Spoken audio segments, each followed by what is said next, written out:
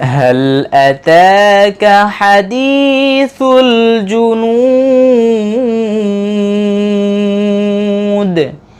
هل أتاك حديث الجنود আরেকটু সুন্দর করে পড়ো أعوذ بالله من الشيطان الرجيم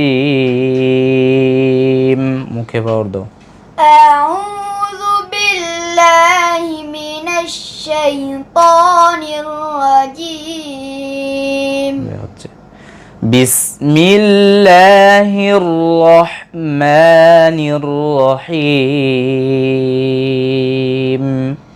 بسم الله الرحمن الرحيم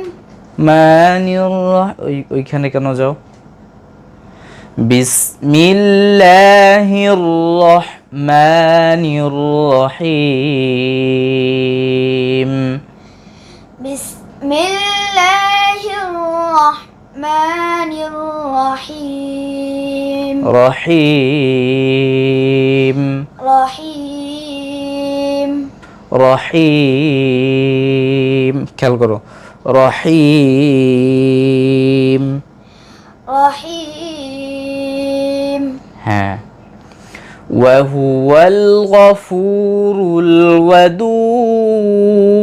الودود وهو الغفور الودود ودود ودود ذو العرش المجيد ذو العرش المجيد فعال لما يريد فعال فعال فعال হা করো فعال لما يريد فعال لما يريد يريد يريد يريدنا يريد يريد ها هل أتاك حديث الجنود هل أتاك حديث الجنود আরেকটু সুন্দর করে পড়ো هل أتاك حديث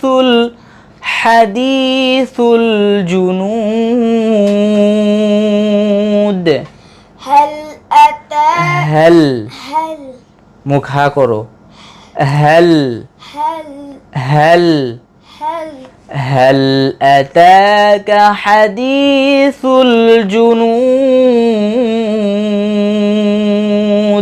জি দর্শক শ্রোতা আপনারা এতক্ষণ দেখতে পেলেন পবিত্র কোরআনে পাক তেলাওয়াত শিখাচ্ছিলেন হাফেজ মোহাম্মদ রাকিবুল ইসলাম সাহেব নাজমুল হাসানকে কোরআন তেলাওয়াত শিখাচ্ছিলেন আপনারা দেখতেছিলেন তো আসলে আজকে তার বাবা এখানে উপস্থিত আছেন তো একটা বাচ্চাকে গড়তে কতটা কষ্ট করতে হয় মেহনত করতে হয় এই বিষয়টা অনেক গার্ডিয়ান উপলব্ধি করতে পারে না আজকে যেহেতু তাকে পেয়েছি এবং সরাসরি মাদ্রাসাতে উপস্থিত আছেন এখন রাত্র প্রায় 12টার কাছাকাছি 12টাই বেজে গিয়েছে তো আমরা আসলে তাও পুরোপুরি কিছুই করতে পারি না এই 12টার ভিতরে তো দূরের কথা এইভাবে যে কত রাত 12টা বাজবে তারপরে পড়ার মান ঠিক হয় এটা একমাত্র আল্লাহ তাআলা জানেন আর একজন ওস্তাদের শ্রম মেহনত আল্লাহ তাআলা ছাড়া এই প্রতিদিন কেউ দিতে পারবেন না তো যাই হোক আমরা তার কাছ থেকে কিছু কথা শুনে আসব আচ্ছা আমি জানতে চাচ্ছি আজকে আপনি আমাদের প্রতিষ্ঠানে এসে যে বিষয়টা দেখলেন যে একটা বাচ্চার পিছনে কেমন মেহনত করতে হয় আসসালামু আলাইকুম আলহামদুলিল্লাহ শুক্রিয়া আসলে অনেক কষ্ট করতে হয় যতটা কষ্ট না দেখলে কেউ বিশ্বাস করবে না কতটা কষ্ট লাগে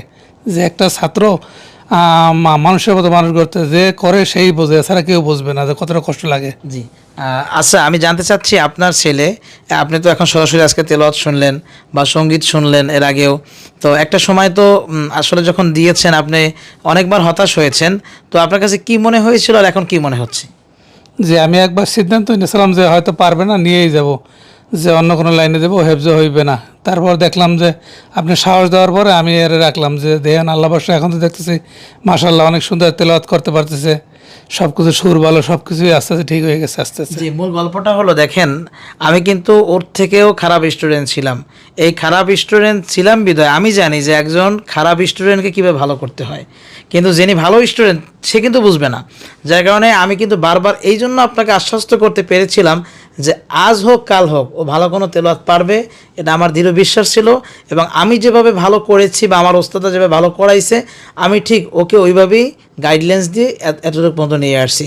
তো এখন আপনার কাছে আপনি আগের থেকে কতটা আশাবাদী যে ছেলের তেলাওয়াত তারা সুন্দর হবে? আমি এখন খুশি যে আল্লাহ দিলে এখন পারবে, ইনশাল্লাহ পারবে, এখন আর কোনো ভয় নেই আমার।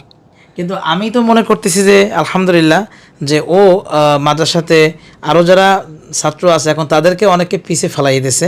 এটা হয়তো আপনি বুঝবেন না, আমি যদি ওস্তাদ রাকিবুলের কাছ থেকে একটু সাক্ষাৎকার নিই। আচ্ছা, মোহাম্মদ নাজমুল, ওর ভিতর আমি একটা জিনিস পেয়েছি যা অন্য ছাত্রের মধ্যে আমি পাইনি। সেটা হলো ওকে একবার যেটা দেখাই দেওয়া হয় সেইটাই ও সাথে সাথে ধরে ক্যাচ করে নিতে পারে। আমার জানার বিষয় হলো এই যে সন্তানটা আপনি এখানে রাখতেছেন, মানে আপনার বিশ্বাস আমাদের উপরে বা ইলমুল কোরআন ইন্টারন্যাশনাল মাদ্রাসার বিশ্বাস এবং আস্থা কতটুকু?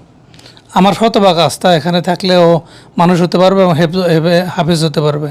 যেহেতু আপনি দীর্ঘদিন পর্যন্ত ঢাকাতে বিজনেস করছেন, ঢাকা যাত্রাবাড়িতে অনেক নামি দামি প্রতিষ্ঠান আছে, তা থাকা সত্ত্বেও আপনি ইলমুল কোরআন ইন্টারন্যাশনাল মাদ্রাসার কোন দিকটা আপনার কাছে ভালো লাগছে?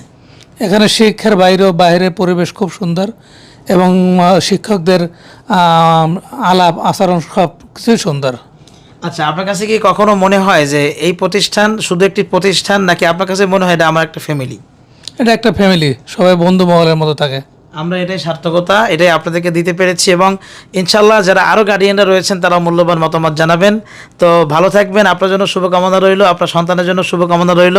আল্লাহ তাআলা যেন জমানার শ্রেষ্ঠ হাফেজ বানিয়ে দেয়, শ্রেষ্ঠ ওলি বানিয়ে দেয়, আলেম বানিয়ে দেয়। আসসালামু আলাইকুম ওয়া রাহমাতুল্লাহি ওয়া বারাকাতুহু।